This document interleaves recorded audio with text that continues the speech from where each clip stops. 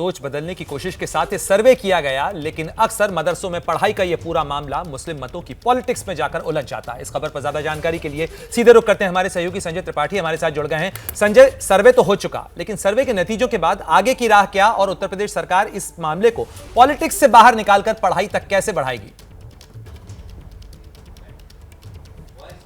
देखिए, मकसद और मंशा तो यही है प्रणय सरकार की कि जो मदरसे हैं उनमें बेहतर शिक्षा दी जा सके, उनका आधुनिकीकरण किया जा सके। और जैसे आपने देखा कि पूरे देश में अलग अलग तरह के शिक्षा के बोर्ड है, सीबीएसई का बोर्ड है, आईसीएसई का बोर्ड है, यूपी बोर्ड है, वैसे ही उत्तर प्रदेश में मदरसा शिक्षा बोर्ड है और वो मदरसा शिक्षा अधिनियम के तहत मान्यता देता है मदरसों को। और ये जानकारी जो अब दारुल उलूम की आई है कि मान्यता उसकी नहीं है। दारुल उलूम के जो प्रवक्ता हैं या उनके जो लोग हैं उनका साफ तौर पर ये कहना है कि बहुत पुराना मदरसा है, बहुत 150 साल से ये शिक्षण संस्थान अपने काम कर रहा है और देश की आज़ादी के लिए, देश की प्रगति के लिए बहुत काम किया है। मान्यता को लेकर के क्या सोचते हैं मौलाना खालिद रशीद फरंगी महली जो मेरे साथ मौजूद हैं। दारुल उलूम देवबंद को मान्यता नहीं है, क्या लगता है उनसे निकलने वाले जो बच्चे हैं उनकी डिग्री वाजिब होगी, आगे बेहतर अवसर उनको मिल सकेंगे? ये किसी भी एक पर्टिकुलर मदरसे या दारुल उलूम के सिलसिले में मैं बात नहीं कह रहा हूँ। मैं एक जनरल बात कह रहा हूँ कि जितने भी अपने मुल्क में या अपने यूपी में मदरसे चलते हैं वो मुल्क के कॉन्स्टिट्यूशन के आर्टिकल 30 के तहत हम लोग रन कर रहे हैं। और आप सब जानते हैं कि इस कॉन्स्टिट्यूशन के आर्टिकल 30 में बहुत साफ अल्फाज में ये बात कही गई है कि all minorities whether based on religion और language shall have the right to establish and administer educational institution of their choice।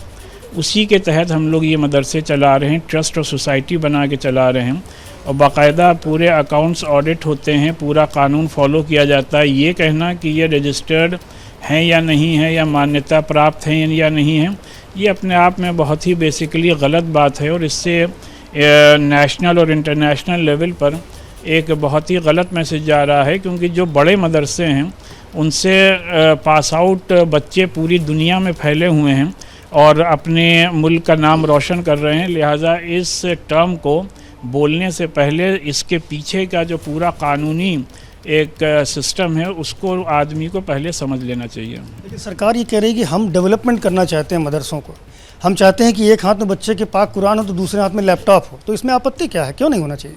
किसने इस पे एतराज़ किया? कोई इस पे एतराज़ नहीं कर रहा है। जितने भी इंस्टीट्यूशंस हैं सब में इम्प्रूवमेंट की गुंजाइश रहती है। कोई भी कंस्ट्रक्टिव और पॉजिटिव सजेशन है तो उसके लिए हम लोगों के दरवाज़े हमेशा खुले हैं, कोई इसकी मुखालफत नहीं कर रहा है, न किसी से हम लोगों की कोई भी इख्तिलाफ़ है।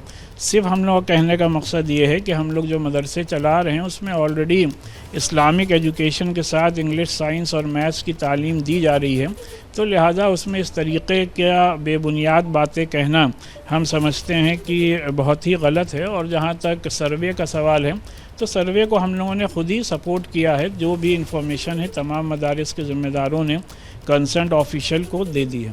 आप भी इस बात से सहमत हैं कि बेहतरी होनी चाहिए? जो अगर मदरसे संचालित किया जा रहे हैं गैर मान्यता प्राप्त, तो उन पर कैसे मॉनिटरिंग होगी? अगर कोई व्यक्ति मदरसा खोलकर कुछ भी पढ़ाने लगेगा तो ये भी तो ठीक नहीं है। तो सरकार यही तो चाहती है कि सर्वे से निकल के आए कि आखिर क्या पैटर्न पढ़ाया जा रहा है, क्या दिक्कत है, क्या शिक्षा दी जा रही है। ये कहना कि कुछ भी पढ़ाया जा रहा है ये गलत है। ऑलरेडी सिलेबस बना हुआ है अपने मुल्क में। आज से 300 साल पहले दरस निज़ामी नाम से सिलेबस बनाया गया और उस सिलेबस के तहत तमाम मदरसों में सिर्फ हिंदुस्तान ही नहीं बल्कि इंडिया का बनाया हुआ सिलेबस मुल्क के तमाम मदरसों में पढ़ाया जा रहा है। और with the changing of time जो है उसमें किताबों की तब्दीली होती रही है और हमें अपने मुल्क के लोगों को इस बात पर फ़ख्र होना चाहिए कि अपने मुल्क का बनाया हुआ सिलेबस पूरी दुनिया में पढ़ाया जा रहा है और अपने मुल्क में उस पर एतराज़ हो रहा है। एतराज़ क्या, ये 300 साल पुराना सिलेबस आप बता रहे हैं पढ़ाया जा रहा है, आपको नहीं लगता कि आज ज़माना मॉडर्न हो गया, आज वो पैटर्न, वो सिलेबस बदला जाना चाहिए? हमें मालूम था आप ये सवाल करेंगे, इसीलिए मैंने ये बात कही थी कि with the passage of time उसमें जो भी इम्प्रूवमेंट और जो भी चेंजेस हैं वो ऑलरेडी किए गए हैं और आगे भी चेंजेस की गुंजाइश बाकी है। से बात करने के लिए मौलाना खालिद रशीद फरंगी महली हैं, जिनका साफ तौर पर कहना है कि बदलाव होना चाहिए, सकारात्मक बदलाव से किसी को कोई परहेज नहीं पड़ा है। जी शुक्रिया इस तमाम जानकारी के लिए और इस बातचीत के लिए। क्या मजबूरी है मेरी, बताइए। मैं अभी आपको बताती हूँ कि मैंने। ओए होए होए होए नमकीन के चटकारे लेते हुए टकटकी मार के डिबेट शो को पॉज रिपीट कर करके देख रहे हैं जोगिंदर जी।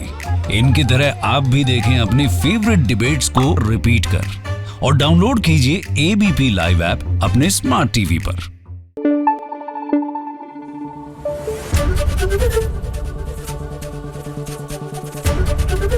एबीपी न्यूज आपको रखे आगे।